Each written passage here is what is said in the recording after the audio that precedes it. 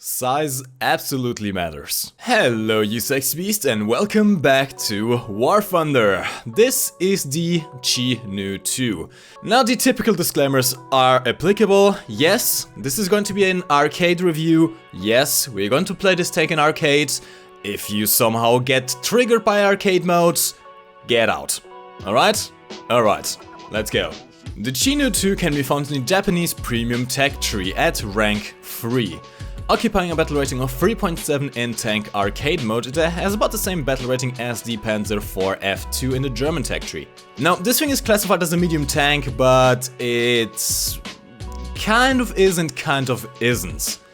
The biggest problem with the Chi Nu 2 is absolutely awful turret traverse speed of a base traverse speed in arcade mode, keep in mind, of 8.56 degrees per second. In realistic mode this goes even worse, I think it's about 7.5 degrees per second. This big 75mm Type 5 cannon found in the turret has a base reload speed of 10 seconds, which can be put down to about 8.2 seconds with a fully upgraded loader and the first stage of expert crew. And it has a vertical guidance of between -10 and +15 degrees. Pretty standard, not too bad, not too good. Now the armor of this thing is kind of a mixed bag. You do have 50mm plates in the front on the lower glacis, on the upper flat plate, and of course all along the turret front. Problem is none of these plates really overlap except for these two here, so avoid shooting over on those rivets here or you're going to face a total of 100mm of plating. But overall the armor is not all that great. 50mm at this battle rating, you're going to be facing a lot of tanks that can penetrate you very reliably. Now the cheeks over here can induce some bouncing simply due to the sloping, but are weaker than the frontal plates, and the turret sides are actually quite good. These will generally result in bounces. Now the commander's cupola is quite a huge target and is vulnerable to APHE shell, especially since most of the crew is indeed sitting in the turret. However, well, if you have to aim at this, you might as well just aim at the turret front. Now the side armor is absolutely laughable really. 25mm on the hull, 20mm on the upper side, 25 on the side of the turret, back of the turret, back of the hull has only 20mm. Essentially even AA can absolutely wreck you, and given the absolute massive size of this tank, if you haven't noticed this yet, let's find a comparison point. There is... yes, that's for example the chassis of a dead M4A1 in the background. So the chassis itself is lower, but with this massive turret and the massive longitude, this thing's just absolutely massive. Now the tank weighs a total of 20 tons and has 458 horsepower in arcade mode. The top speed is 43 km/h going forwards and 8 km/h going reverse.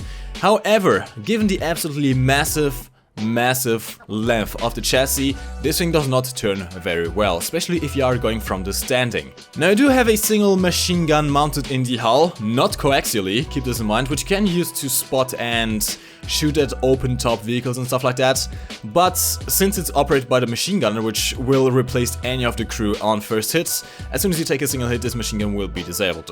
It also has a very limited firing arc and can only fire forwards. So far this tank doesn't seem all that great, isn't it? It is a massive target, it doesn't have that much armor, and well, it's a massive target. Yes, I'm considering that twice. So what's so good about it?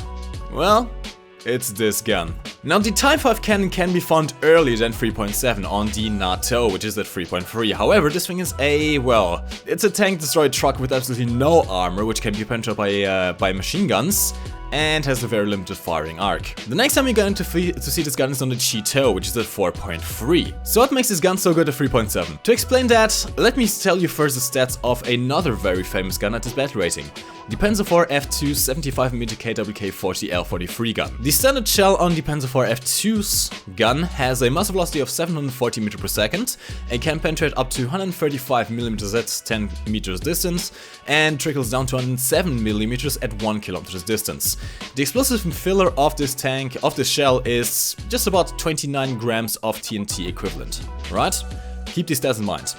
The Chi Nu 2's standard APHE shell is better in every single way. 830 meter per second compared to the 740 meter per second on the previous shell. 145 millimeters of penetration, trickling down to 118 at 1 kilometer distance. And over double the explosive filler at almost 68 grams of TNT equivalent. This gun with this shell is the reason why this tank can be so good. How good, you ask? Well, how about the 6.7 KD good? So let's see how this thing performs in actual battle. We are here in arcade mode in Eastern Europe. Now we do have the spawn adventure over here. Given that if you look at the mini-map, the enemy does have to cross the river, which is going to leave them open to flanking fire, which is exactly what we are going to try to do. Now, as you can see, the Chi 2 is not the slowest tank around, by no means, especially in arcade mode, where, well, pretty much everything is artificially increased in speed. However, it's also not the most, well, mobile overall. Straight line speed is decent enough at 43 km per hour, as we've mentioned before. However, it does have massive problems when it comes to actually trying to turn the tank around. Given the massive length of this chassis, it just does not want to turn whatsoever. Now, as we see half the enemy team flying past, we're going to try and set up an ambush position over here. Now, do excuse me for the use of the replay file, I just sadly wasn't able to... Well, that's not so much wasn't able, it's more that whenever I actually try to actively record something, I just fail massively in the games. And this was too good of a game to actually pass up. Now, we were trying to ambush some of the enemy tanks on that corner over there, and sadly the Su-76 did get a massive hit through the front of our turret. Now, thankfully it only took out one of our crew and took out the cannon breach. The crew was pretty quickly replaced with the radio operator, which also means that we now don't have the frontal MG anymore, and this is going to come and bite us in the ass a little bit later. Now, after a quick repair, we are going to now set up over here. From here we can pretty much cut off the entire enemy spawn quite easily, however we are slightly exposed as well. There are many angles of fire where the enemy can shoot us from, but since most of the enemies are concentrated on getting onto the A flag, as they have just kept it as well, they will not be too concentrated into getting us over here. Now in the replay file you can see the name of the enemy tank even through the houses. This is not what happens in the actual battle, don't worry. That being said, I was expecting that Panzer IV to come by. Now, the Panzer IV did evade my shot over there. It was a very bad shot placement, otherwise he would have blown up in one shot. Second shot goes through the side of the turret, explodes inside and kills every single crew member in one shot. And that really is the beauty of this gun. The tank itself really isn't all that good. I do have to warn you, if you are thinking about buying this tank, the chassis itself is not very good. However, the gun more than makes up for it. Now, I did mention earlier that this thing was classified as a medium tank, but didn't really play like a medium tank, and I really mean it. Anything can penetrate you. Really, anything can penetrate this battle rating. I don't think there's a single gun that will have many problems in penetrating you, except for maybe the first 76mm Russian cannons, and those only really have problems at longer ranges, because at close range they will have absolutely no problem cutting straight through you and blowing you up in one shot. The crew is kind of compacted as well. You generally don't survive too many shots in this thing. Again, big targets, little armor. However, the main advantage this thing has over, say, the NATO, as we just take out the T-35 in one shot as well. This is really the beauty of this tank. We somehow actually managed to bounce a shot of the T-34E over there. I think he hit our side armor as we were moving around. It was bad shot placement of his parts. Although, given that we are in this position, if he shoots us in the back, the engine is going to take all of the damage.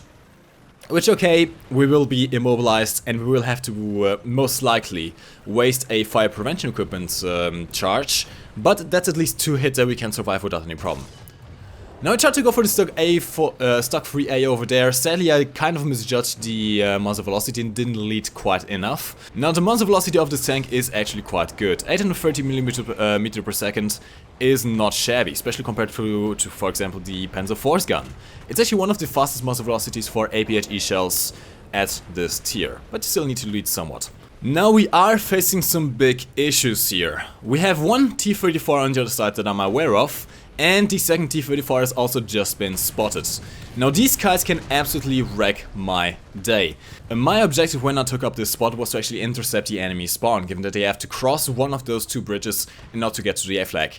Sadly, I did not make it in time, and in fact the enemy has made it all across the river and is now fortifying the A flag. As you can see by the point drain, we are at less than a third of the enemy's points at the moment.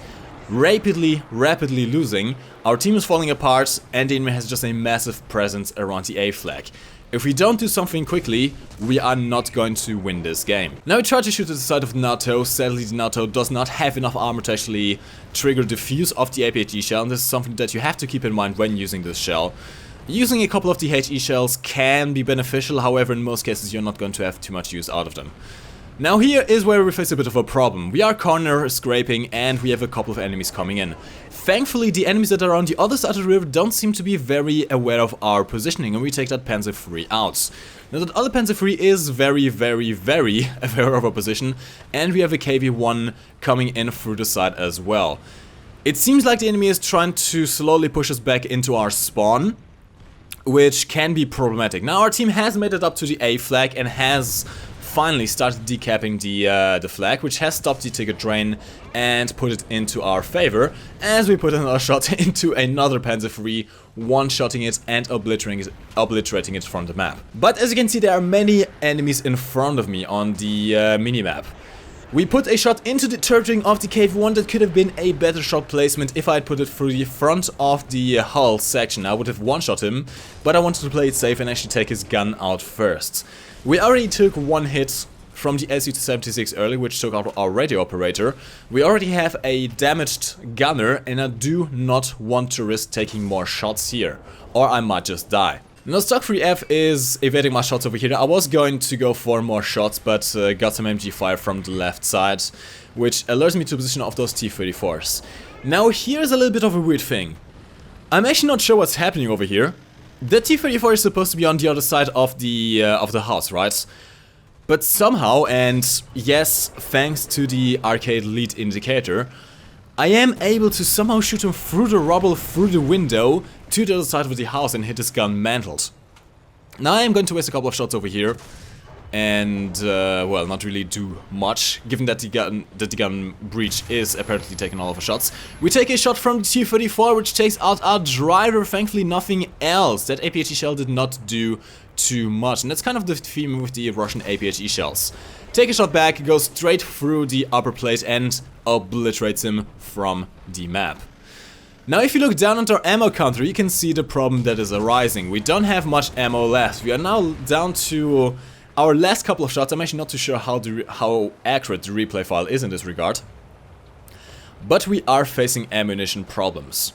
Now at the start of this match I took only 20 rounds. I'm actually not exactly sure of how much is the ideal ammo load for this thing, since you do have some ammo racks in the back of the turret, if I'm not mistaken, which you do want to avoid.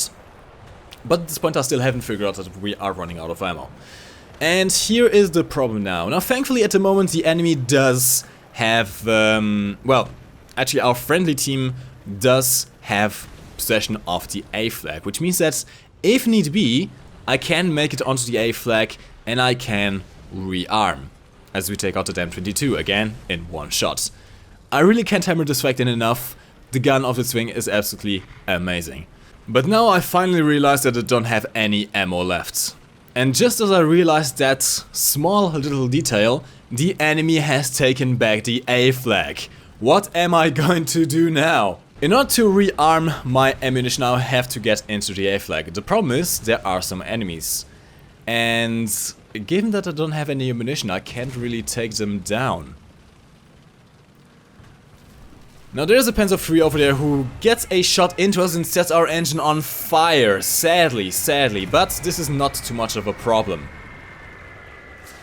Now it's still slightly burning. I'm waiting for the Panzer III to get taken down by our teammates. There are some bombs in the way. Thankfully, thanks to the arcade mechanics, we can still move even with the engine disabled, which is great news for me. We try to get into the capture zone, try to decap this, but whilst the Panzer III is in the capture zone, we can't really decap this. And the tickets are going down fast. Our friendly KV-1 is coming from the side. Can he take down the Panzer III before we lose this game? And he does! Clutch moment from Runjiks in the Runjiks in the KV-1S. Taking down the Panzer III allows us to actually decap this, and look at the ticket count. This has to be the most clutch moment I've experienced in a long time. Out of ammo, running low on points, we are now finally capturing. The enemy is not making it into capture zone in time, which is good news for me. Which means we are going to capture the zone, and I'm going to be able to reload. Now, I can't simply have the luxury of waiting here and reloading completely.